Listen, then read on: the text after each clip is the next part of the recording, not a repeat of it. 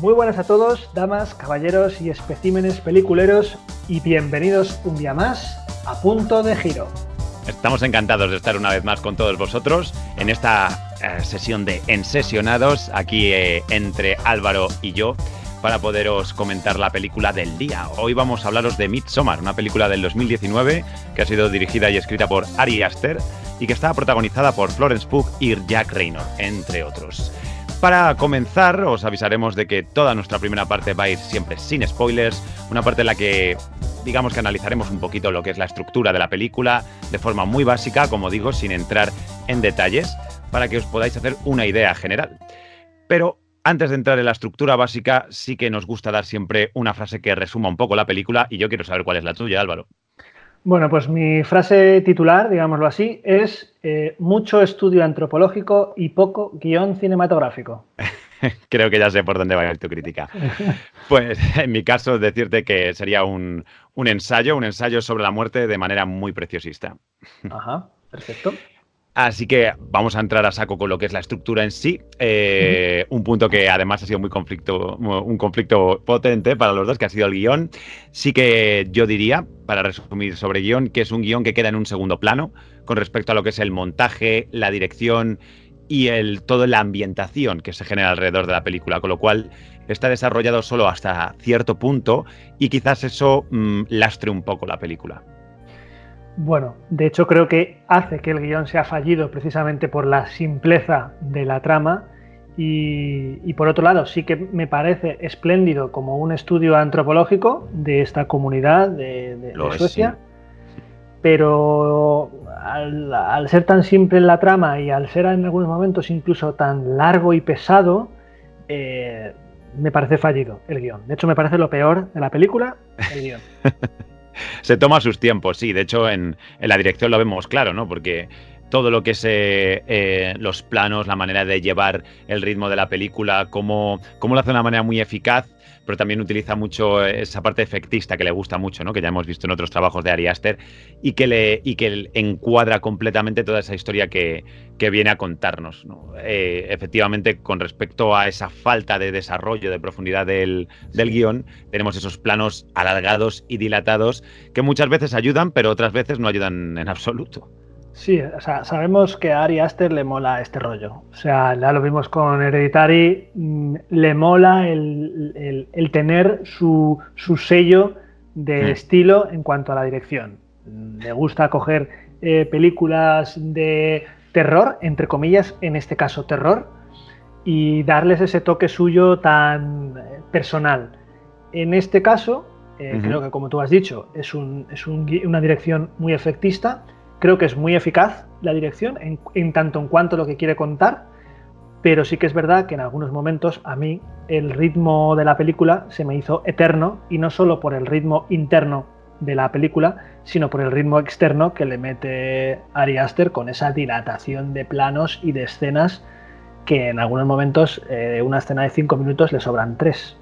Sí, es cuando se juntan las dos cosas, el ritmo interno y el ritmo externo se dilata, es cuando sucede. Pero claro, también es que todo el apartado interpretativo juega un poco con el guión, ¿no? Porque sí, al igual que el guión no está muy desarrollado, también vemos unos personajes que están definidos, porque lo están, pero no están trabajados los detalles, no están muy pulidos, no hay mucho, como tú muy bien expresas muchas veces, no hay muchas aristas, ¿no? Eso es.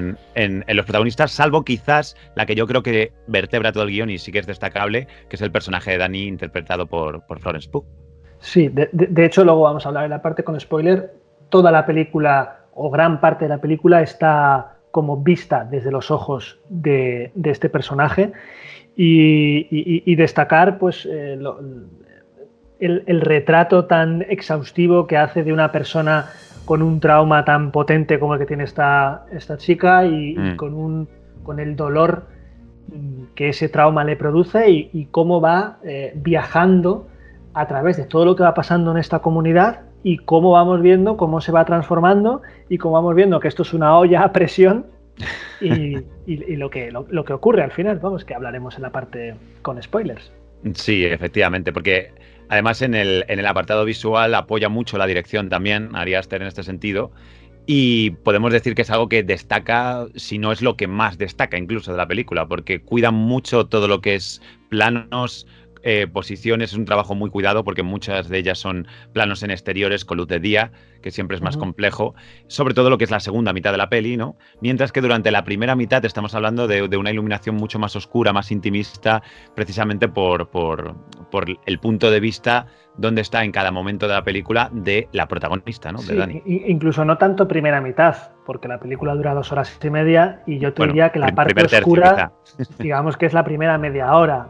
A partir de que los personajes llegan a Suecia, que creo que son como a los 30-35 minutos de película, la luz cambia completamente y ya lo veremos igualmente. Pasamos de la oscuridad y del apartado visual tan oscuro de la primera media hora a esta fotografía y a estos colores tan bien trabajados. Es el mismo director de fotografía también que trabajó con Ari Aster en Hereditary. Y sí, coincido contigo en que el apartado visual para mí es lo más destacado de la película. Sí, está claro que se entienden, ¿no? Entre Ari Aster y Bogoslowski, que es el director de fotografía, se entienden muy bien. Saben perfectamente lo que quiere uno del otro, sí. Y de hecho lo apoya todavía más en todo lo que es el apartado sonoro, porque aquí estamos hablando de Bobby Krill, que es el que le ha apoyado con la banda sonora. Y todo no solo ya la música, sobre todo la parte vocal, ¿no? De la segunda, digamos, la parte en cuanto ya llegan a Suecia, en la que nos lleva desde el idioma, que es un sueco muy ajeno para casi todo el mundo, ¿no? Que lleva algo muy atávico, muy primal, muy primarios y muy emocional al mismo tiempo, juega un poco con eso. Como esa parte más instrumental, más de instrumento, en el que las cuerdas nos meten junto con las voces, porque yo creo que las dos suman para lo mismo y es para esa inquietud constante que va increciendo en la película. Total, o sea, las cuerdas es un instrumento muy utilizado, lo hemos visto recientemente en la película de Joker, como el cello y los violines funcionan muy bien para generar ese desasosiego y mostrar esa perturbación interna que tienen los personajes. Pero que es continuamente desasosegante. Eso es. Y luego decir también que el diseño y la mezcla de sonido están muy, muy, muy cuidados. Y sí, incluso hay a veces que el sonido antecede a la imagen. Es una cosa que no estamos muy acostumbrados, pero que hay a veces que suena algo y una décima de segundo después sucede. Y eso perturba mucho más, juega con este halo de perturbador que quiere darle a toda la película a Ari Aster y funciona cuando de repente en una escena el sonido como que se reverbera y pierde todo el eco o juega mucho con el sonido. Funciona muy bien incluso en el apartado visual este aspecto concreto que comentas, porque también lo hace con algunas imágenes. Ya lo veremos en la parte con spoilers, cómo van antes de lo que luego nos va a contar, ¿no? Eso es. Pero desde luego creo que no podemos contar nada más y estamos deseando de meternos ya en carnaza para meternos en la parte con spoilers. Así que por favor, si no habéis visto Midsommar y queréis disfrutarla de verdad, hacer una pausa, irla a ver y luego volvéis a seguir escuchando porque aquí empieza la parte con spoilers. Muy bien, pues con esta parte con spoilers, si quieres, empezamos por el principio, con el inicio de la película. El principio para mí es alucinante, es algo que me encanta, porque además creo que nos pone un poco en antesala de cómo va a ser el resto de la película. Es un inicio que parte, para empezar, nada más entrar ya con ese dibujo, ese, bueno, díptico no sé, porque son 5 partes, un pentático, en el que se recrea. Hay casi unos 40 segundos en el que estamos viendo unas imágenes en la que podemos identificar dibujos que casi nos recuerdan a otra época. De hecho, tienen cierto trazo infantil también, y en el que yo ya me empecé a dar cuenta de que seguramente era la historia mostrada tal cual, o sea, lo que íbamos a ver a lo largo de toda la película. ¿Lo paraste? ¿Paraste ese momento la película y te quedaste mirando? La verdad es que volví a él después, sí. Yo sí, volví a él y lo paré. Pero me di cuenta desde el principio, fíjate. Me di cuenta desde el principio porque era como, no sé, me resultó como muy evidente. Digo, ¿qué cojones? ¿Nos estás contando ya lo que va a pasar? Sí, yo al principio me quedé más con el estilo, con qué era esto, que con analizar realmente las imágenes. Lo que pasa que luego, según iba viendo la película, como a los 20 minutos... No me podía quitar la imagen esta del principio de decir, ¿qué me habrá querido decir? Y me fui para atrás y fui cuando vi que la primera escena de este dibujo corresponde con la muerte de los padres y la hermana y dije, vale. Entonces esto es como un gran spoiler de lo que va a pasar en la película. Sí, un poco. Muy buscado, además. O parece que está muy buscado por parte del director. Igual que luego lo que continúa, porque si te das cuenta, de repente rompe. O sea, bueno, eso sí que es un poco teatral, porque además se abre en modo telón para que veas lo que hay detrás. Y de repente nos aparece una estampa en un morado súper potente de un bosque nevado para como llevarnos a esa Suecia, ¿no? Y en el que escuchamos una sola voz a capela de fondo cantando una canción ritual que te coloca en un sitio como muy... es ajeno, pero es muy primal al mismo tiempo, ¿sabes? Es muy potente y cuando estás ya metiéndote ahí a tope, de repente lo rompe un teléfono que te cambia completamente de localización, estás viendo un barrio residencial en gran plano general y como con cada tono del teléfono se va haciendo un acercamiento, primero a la casa, luego a la ventana de la habitación y luego al teléfono que suena. Me parece una mezcla de todos los elementos que van a jugar en la película de una manera muy potente a nivel cinematográfico. Además te deja ver muchas cosas aquí, ya te pone en una estación, que es tan importante el tema de las estaciones, te pone en una estación de invierno, porque además no sé si te diste cuenta que después de que ocurre la muerte de los padres y la hermana de Dani, hay un plano también larguísimo a la ventana mientras se ve nevar fuera y ahí como se recrea durante otros 15 segundos viendo nevar y luego ya lo siguiente que vemos hay una elipsis de tiempo y ya vemos que están en verano o bueno, en primavera, justo antes del solsticio de verano, que es cuando se empieza, cuando llegan a la... Toda la parte se celebra Midsommar, el título de la película. Pero bueno, que sí, que a nivel de dirección, ya en estos primeros segundos ya vemos que Ari Aster tiene un estilo propio. Y sí que me gustaría comentar algunos otros elementos de dirección que sobre todo están al principio de la película, que luego tiene un montón, pero por poner ejemplos, una de las cosas que hablábamos antes en el apartado visual y la dificultad, no sé si lo hemos dicho o no, la dificultad de grabar con iluminación diurna y el tema de las sombras de la cámara y tal. Por todo el apartado técnico, claro, es que es muy complejo. Pues me parece también igual de complejo los rodajes con espejos. Que además en la primera parte de la película se ve en 2 o 3 escenas, creo. Hay como, como mínimo 3 escenas, la que normalmente o es Dani o es Chris los que salen en el espejo. Sí. Pero que utiliza este espejo con esta simbología de un personaje viéndose a través del espejo o viendo su reflejo.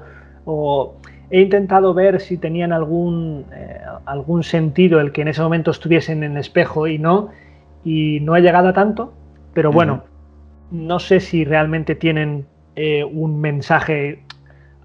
Al principio hay un momento de discusión entre Dani y Chris en el que Chris está todo el rato en un espejo.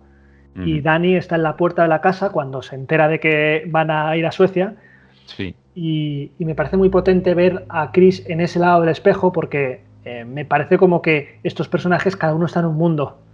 Sí, totalmente. Vienen de 2 realidades y de 2 situaciones emocionales que mira que son pareja pero parten de puntos diferentes. Creo que eso lo hace también más potente como inicio de relación. Sí. Y bueno, seguimos con cosas de dirección. La llegada a Suecia... hay 2 cosas que me han llamado mucho la atención, que es este plano en el que Dani está mirando por la ventana del avión, está viendo este paisaje de Suecia desde las alturas y en los últimos 2 segundos de repente hay unas turbulencias del avión, que pueden ser turbulencias en el aterrizaje, pero que visualmente ya ponen al espectador en esto es lo que van a vivir estos personajes aquí en Suecia, les va a poner patas para arriba, sí. Es como una sacudida, es que es una sacudida literal, o sea, para el espectador y para los personajes de zasca. Y más patas arriba todavía cuando ves el plano de los personajes yendo por esta carretera hacia la comuna esta de Suecia y de repente la cámara gira 180 grados. Y el cielo se te queda de carretera. Efectivamente, que es también, para mí también es mucha simbología de estos personajes, vamos a poner su mundo patas arriba. Además, o van a ir incluso a un mundo que ya está patas arriba. totalmente. Fíjate, tan patas arriba. Siempre le gusta mirar desde arriba a este hombre. Sí. Todo lo que es los planos de cielo o desde el cielo es algo que utiliza mucho también. Sí, los planos aéreos los utilizaba en Hereditary y los utiliza aquí mucho más, porque aquí como tiene para mostrar la comunidad esta, que no me acuerdo cómo se llama, Hagar o algo así, Hagar. Hagar, sí, es Hagar. Los planos aéreos, marca de la casa también, y los momentos oníricos o alucinógenos que tienen los personajes, sobre todo Dani, también están dirigidos, creo que con mucho gusto. Sobre todo con mucha, digamos, iba a decir puntería, pero es con mucha precisión, ¿sabes? Porque están trabajados solo en ciertas partes dentro de la misma escena en la que todo parece normal, pero si te empiezas a fijar el detalle son pequeñas cosas las que están como distorsionadas, ¿no? Dentro de esos viajes que se pegan. Sí. Y luego, pues, símbolos y imágenes recurrentes que ya veíamos en Hereditary, yo lo recuerdo, y que aquí también vemos, y un ejemplo es el oso. El oso. El oso es como una imagen que se repite una y otra vez a lo largo de toda la película.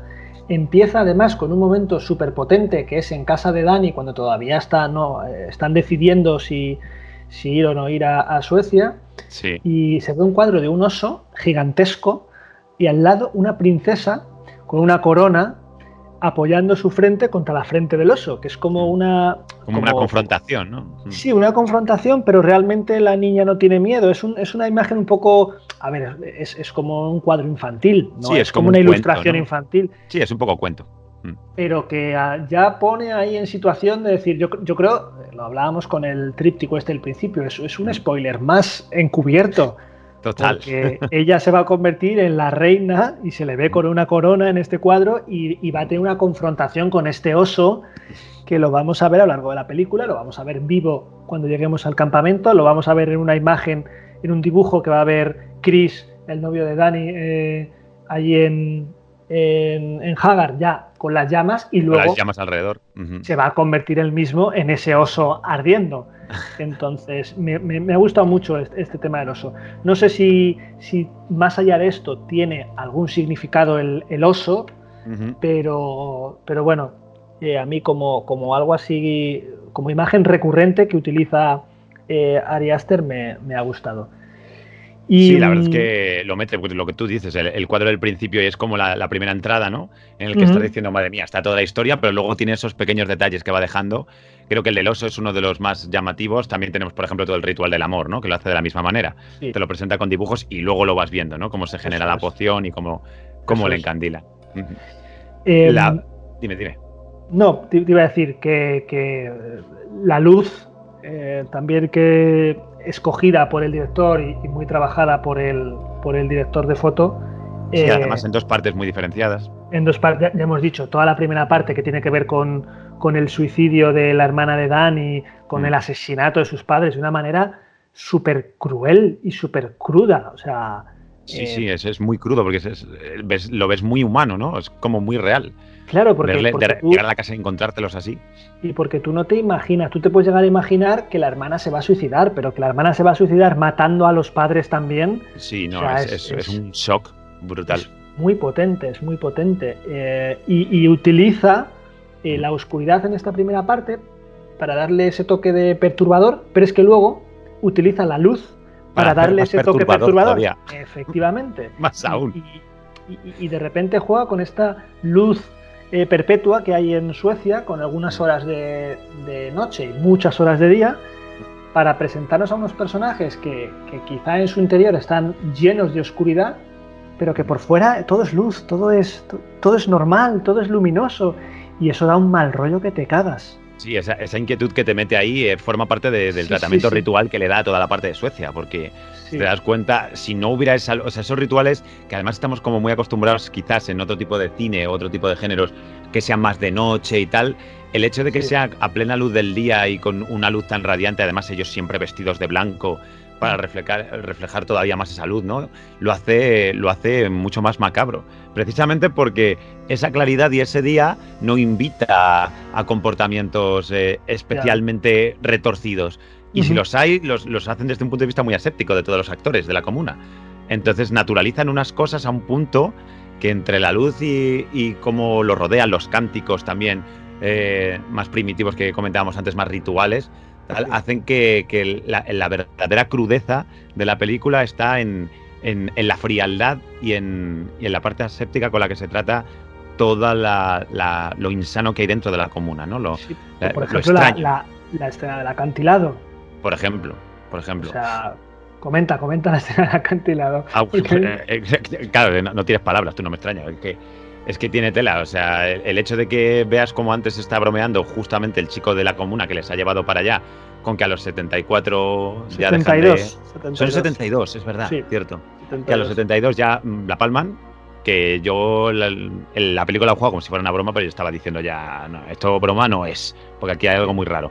Y cuando les ves a los dos, que les dan la última cena esta, y luego les suben arriba del acantilado y voluntariamente ellos saltan, y vas viendo primeramente cómo de repente el apartado sonoro se convierte en un vacío sonoro, sobre todo después del primer impacto. Sí.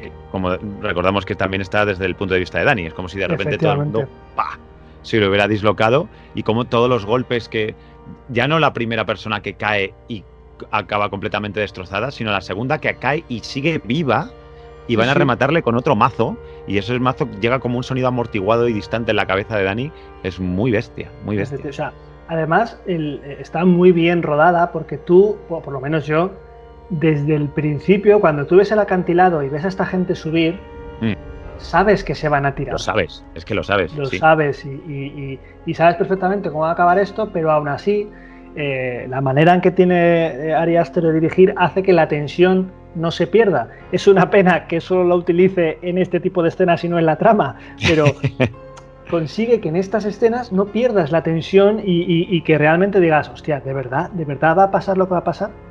Luego hay una cosa sí. de esta parte que me acabo de acordar ahora mismo que es para mí es otra cosita de estas del guión que están un poco como por ahí.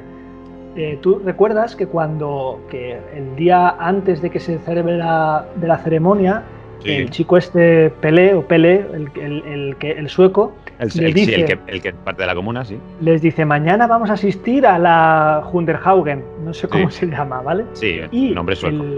El chico negro, que ahora mismo no me acuerdo cómo se llama su personaje, Josh. Dice, ya veréis por qué es lo más macabro. Sí, Josh. Claro, y de verdad sabía que iba a pasar eso, Josh.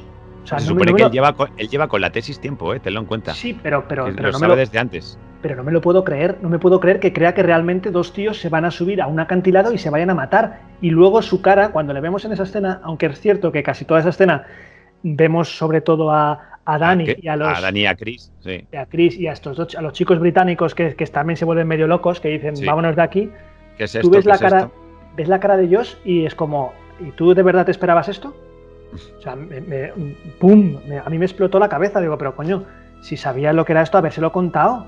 Pues cuando nadie quería contarlo, digo, bueno, va a ser una ceremonia así un poco loca, se van a mear uno encima de otro, cosas así. Pero estamos hablando de dos personas que se tiran de un acantilado, tipo los romanos en la Roca Tarpeya, que se tiran así de cabeza. Total. No sé. O sea, sí, de hecho, fíjate que en la escena esta que acabas de recordar tú, él acaba con una especie de medio risa. Cuando lo cuentan. En plan de, no te lo voy a contar, ¿sabes? Como si fuera un niño pequeño de claro, ¿qué coño? ¿Sabes? Y eso en Pelé, vale, lo entiendo, que actúe así. Ya. Pero en el otro, en Josh, es como, perdona. Pero bueno. Sí. Ahí está. Se centra en Dani, además, porque claro, es que no vemos tanto las reacciones de los otros o lo que tú dices, ¿no? Ese guión que no trabaja tampoco todas las aristas que podría trabajarse los otros, sí que lo hace con Dani, porque desde luego se vertebras con ella. Sí, lo decíamos al principio, creo que el viaje que hace el personaje de Dani es lo más interesante de la película. A nivel de trama, es un personaje roto por el dolor desde el principio, incluso antes de la muerte de su hermana. Sí. La conversación que tiene por teléfono con Chris, que no le vemos a Chris, por cierto, en esa conversación, solo le escuchamos, y ella llorando mientras habla con él, pero intentando no llorar, pero o sea, es brutal esa primera escena. O sea, ya vemos un personaje desquiciado desde el primer plano. Efectivamente, que está roto, y por eso entiendes su reacción cuando de repente se entera de lo que ha pasado con la hermana y entiendes perfectamente esos ataques de ansiedad que sufre en la comuna y sientes... Y realmente creo que el director intenta, no sé si lo consigue, pero por lo menos intenta que empatices con este personaje que está además en esta relación tan tóxica y tan... que tú desde fuera, yo no sé con quién te posicionaste tú, si con Chris o con Dani, pero yo desde fuera era como, tía, pero deja este gilipollas. A mí me pasó al contrario que ti. Fíjate, ¿Sí, no? la situación psicológica sí fue muy contraria porque yo me posicioné con él porque también el primer plano que vemos de él, vemos a un tipo que está en un grupo de amigos que parece casi que no quiere ni estar allí. Y dices tú, pero ¿qué te pasa? Se le ve como un peso muy grande que yo enseguida, después de que asocié que era el tipo que había estado hablando con Dani por teléfono, dije, hostia, pues a este tipo le pesa la relación mogollón. Entonces me identifiqué con él en el tema de... Creo que es una persona que lleva acumulado una relación en la que no está a gusto y que encima Pues ahora déjala, está intentando estirarla por todo pues lo que no está sé, sufriendo ella, ¿sabes? Me dio no esa sé. sensación. Pero es que esa conversación es antes de que ella muera, de que la hermana muera. O sea, no es que... No, esa conversación es cuando ella le llama diciendo Sí. que... Que tiene como, miedo porque no la está contestando y todo esto. claro, entonces Pero como tío, claro, él yo creo que ya está en eso. O sea, ya lleva un tiempo pensando en... Tiene que ser en algún momento, pero debe ser que lo de la hermana no ha pasado ese día. O sea, lo de la hermana tiene que estar pasando por lo menos yo te diría que meses o un año incluso. Entonces a lo mejor él no se ha decidido a dar el paso porque ve que ya está muy afectada por todo lo de la hermana. En ese sentido, Chris, ya lo vemos también a lo largo de toda la película, no brilla precisamente por la valentía, ¿eh? Claro, efectivamente, te iba a decir, yo creo que es el personaje más cobarde y egoísta de todos. Total. Tanto cobarde como egoísta, porque realmente si tú no quieres estar con esta persona, tío, déjala. Porque a ella se le ve que está enganchada ahí. Sí, a ella le quiere, o sea, se le ve que bueno, no sé si le quiere, pero no está muy enganchada a él. Sí, claro. Y él no, y él para nada, desde el principio. Es una dependencia absoluta y de ahí el final de la película que luego veremos. Pero bueno, avancemos porque si no nos quedamos aquí sí, atascados. Sí. Eso es. Sí, pues lo que avanzaba un poquito en el titular, que es una cosa que también yo quería comentar, es este tema del punto de vista de la muerte en el cual... digamos que creo que el director no se llega a posicionar, pero sí muestra dos puntos completamente distintos, ¿no? Tenemos ese contraste entre la visión de Dani, que desde el principio la golpea de una forma tan brutal, con ese suicidio y asesinato al mismo tiempo de su hermana y sus padres, y cómo la lleva dentro con esos ataques de ansiedad que la llevan a gritar, a llorar, a un estado de catarsis muy bestia, con esa completa asepsia ante la muerte de es lo que tiene que ser y llega en el momento que nosotros decimos que llega, porque a esta edad ya empiezan a fallar las funciones vitales y entonces es mejor no continuar en un cuerpo, ¿no? Que su alma se libere y vaya a otro lado. Y ponerlo frente a frente, que además en esa escena del abismo que tú puntualizabas antes es donde más claro se ve, es como, ostras. Pero no solo ahí, yo creo que ese es el punto álgido, digamos el clímax de algo que en el fondo es lo que da sentido a toda la película más allá de la trama, que es esta la parte en la que creo que tú y yo nos alejamos más en cuanto a la opinión. Sí, además, esta visión de la muerte que tú ahora mismo te estoy escuchando hablar y digo, claro, sí, yo también estoy de acuerdo en que si tú, cuando llegas un momento en que tus funciones, pues un poco la hipótesis de lo de la eutanasia, la buena muerte, etcétera, etcétera. Pero... Lo que pasa es que no es una buena muerte, ¿no?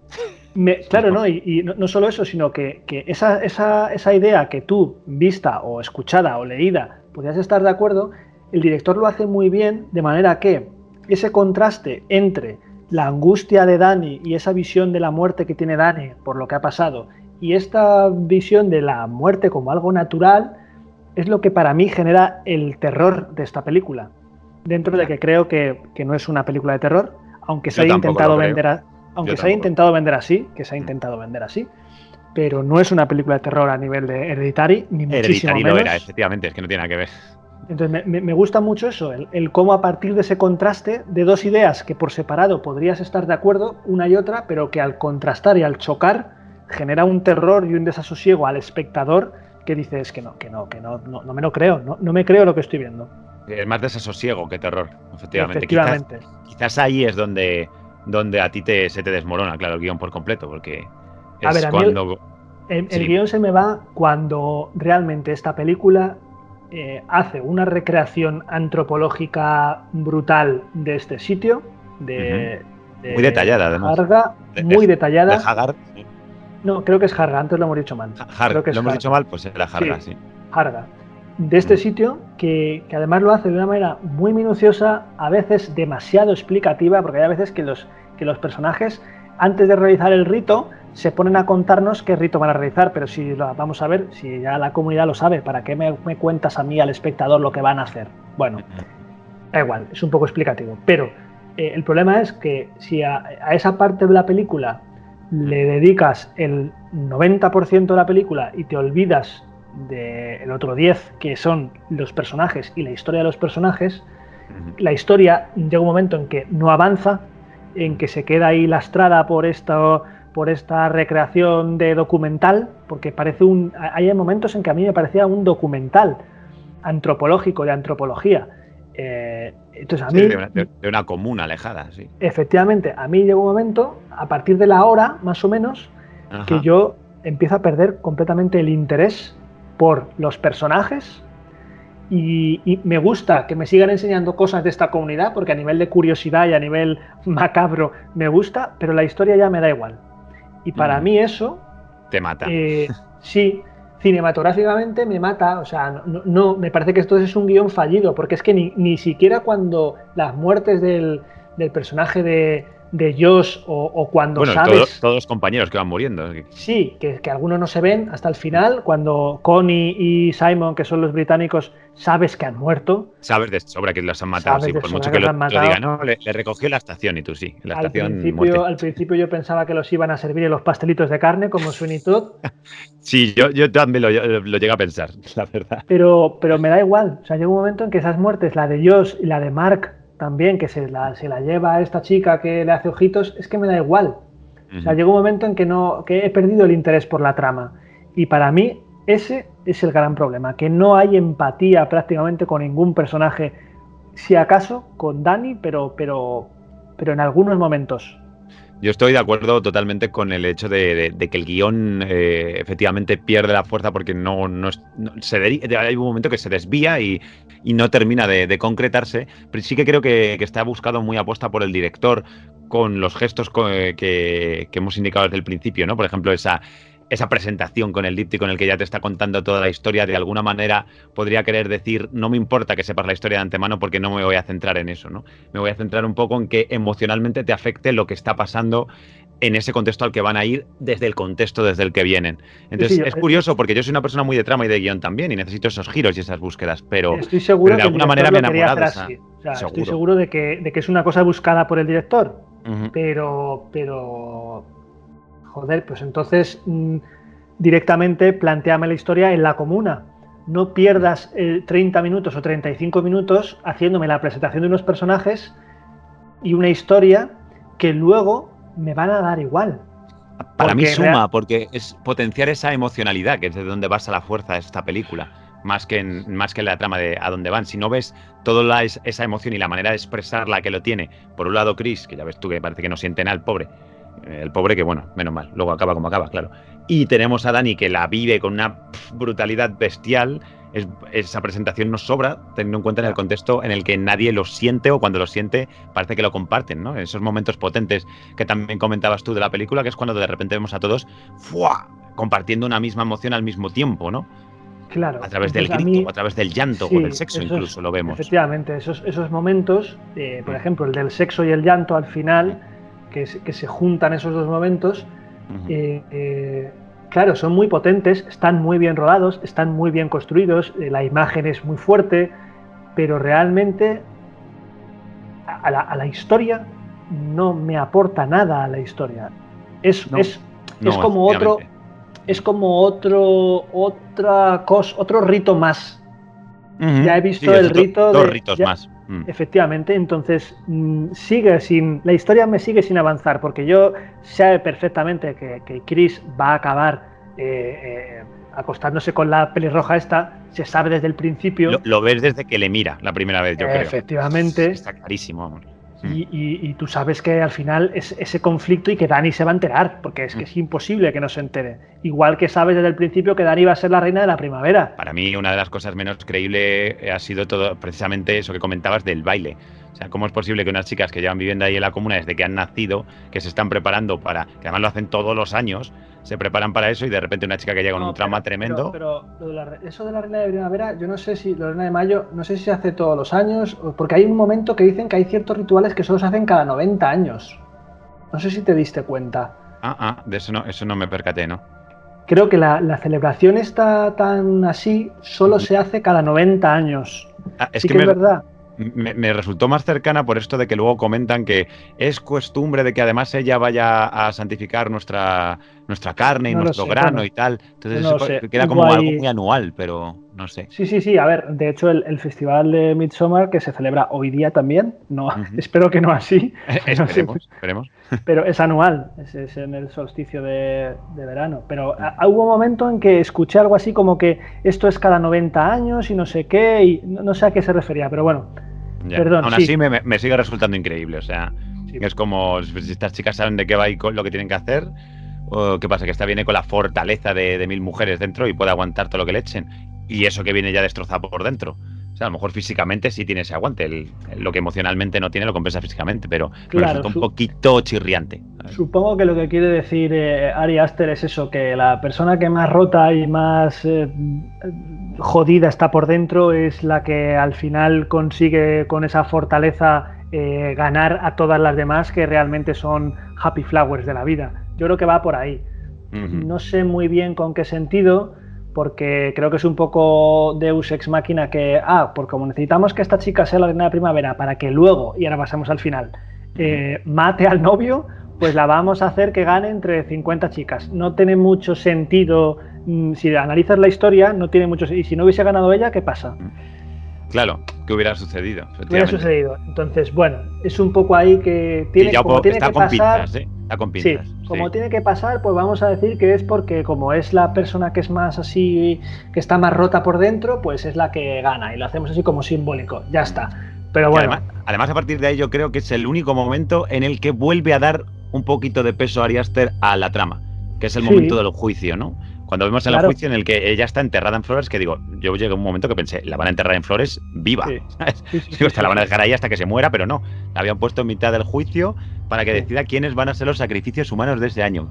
Y dije, hostia, y esto me dejó torcido completamente. A ver, es que realmente además elige al novio, que esa es otra.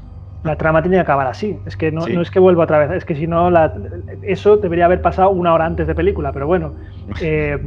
Sí, al final, el final de Dani, a la hora de elegir al novio, bueno, yo estaba claro que iba a elegir al novio. Es que te das cuenta que es un poco previsible esta película, porque todo el rato estaba claro que esto iba a pasar, entonces, estaba claro que iba a elegir al novio y que el novio iba a morir, y mucho más cuando ya se había consumado, cuando ya se había acostado con la pelirroja esta.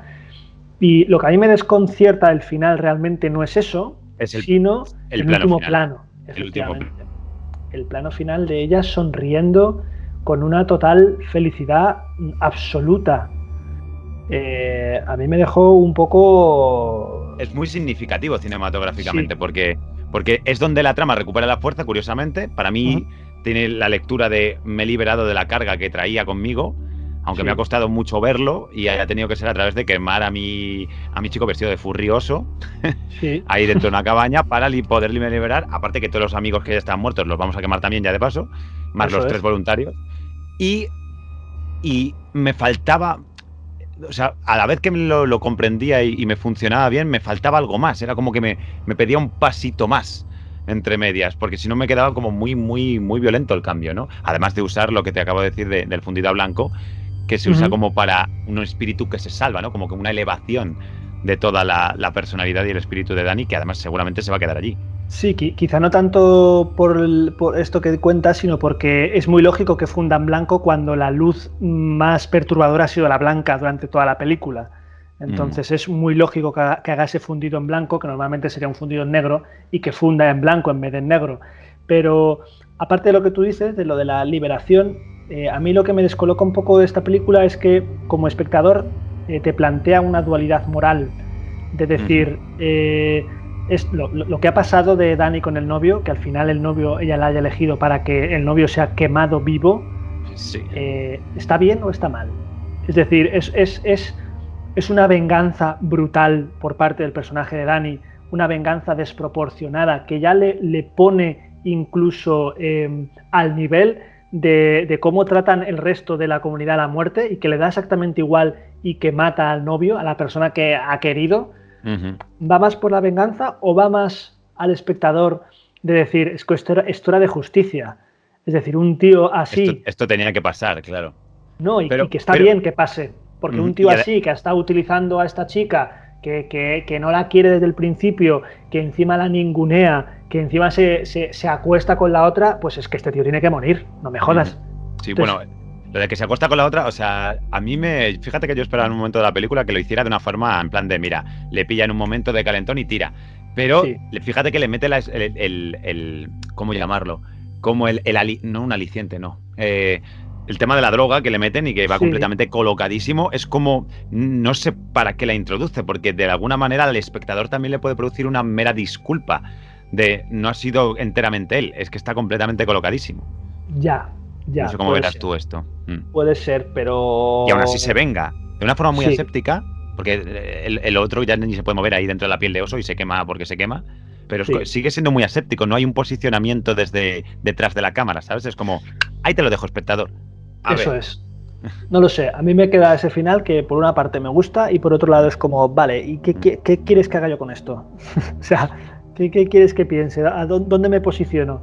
Y como creo que una de las cosas que ha fallado, que ya hemos dicho, que es que no hemos llegado nunca a empatizar realmente con ningún personaje, es que por un llado pienso...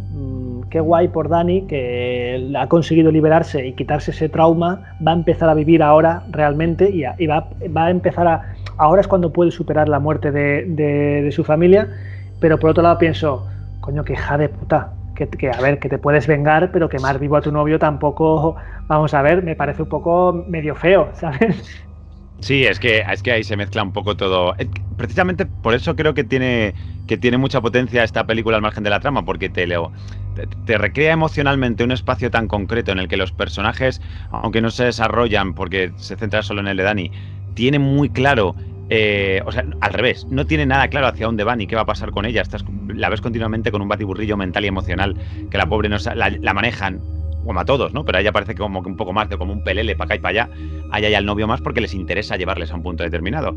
Pero siempre da ese punto de vista hacia el espectador. Yo creo que por eso lo sumo a mi argumento de abandona el guión en forma que la emoción se ponga al servicio, ya no del espectador, al servicio de la protagonista. Todas las emociones que se generan y que se describen van para sumar y pesar más a la protagonista para que al final consiga liberarse de todo eso, ¿no? Y en ese sentido, para mí, funciona muy bien, porque precisamente nos deja el hecho de no posicionar de lo que tú dices de ¿y ahora qué quieres que haga yo con esto? Genera en el espectador posturas tan diferentes como las que nos ha pasado también a ti y a mí viendo la misma peli. Que eso me parece muy interesante cinematográficamente también. Que no digas, es esto. Sí, claro, total. Desasosegante total, como toda la peli. Bueno, conclusiones. ¿Qué opinas como conclusión? La conclusión que yo diría es, sobre toda la película, es esta gran es una bomba emocional brutal que te pone en un constante debate contigo mismo sobre algo que se dedica simplemente a exponer sin llegar a meterse en ello. Se los pone para que el espectador sea el que haga algo con lo que está viendo. Y para eso utiliza todos los recursos visuales y sonoros que al espectador le pueden llegar, sin necesidad de utilizarlos de una forma demasiado maniquea. ¿Qué dirías tú? ¿Dónde se te queda aquí esta película? Bueno, pues a mí la conclusión es que el envoltorio de la historia que nos intenta vender Ari Aster me parece muy bien trabajado, muy bien estructurado. Tiene toda su lógica, todo este estudio antropológico que decía está muy bien hilado, muy bien rodado, pero para mí es un gran pero, cuando pierdes el interés por los personajes que estás viendo, cuando pierdes un poco el interés por la historia que estás viendo, cuando incluso hay algunos agujeros de guión que dices, bueno, ¿y esto por qué es así? Y cuando llega un momento en que prácticamente ni empatizas con ningún personaje o empatizas poco con los personajes, para mí algo está mal. Entonces me quedo con todo el apartado visual, todo el apartado de dirección, tal, pero para mí el guión creo que ha intentado contar muchas cosas, creo que ha intentado hacer una cosa demasiado quizá pretenciosa, grandilocuente y darle como una vuelta de tuerca al género, como lo hizo un poco en Hereditary, pero esta vez le ha salido, bajo mi punto de vista, bastante peor. Al margen del terror, evidentemente. Al margen de eso. Tendríamos que hablar de otra cosa completamente. Sí. Bueno, pues no vamos a estar siempre de acuerdo. Esto no, por eso está guay esta sección.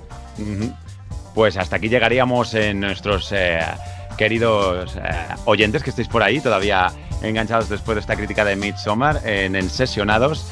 Y como siempre, en Punto de Giro, no tardaremos mucho en volver a contaros algo más sobre la siguiente que se nos ponga por delante. Eso es. Y nada, dar las gracias y hasta la próxima. Él ha sido Álvaro, yo he sido David y esto es un placer.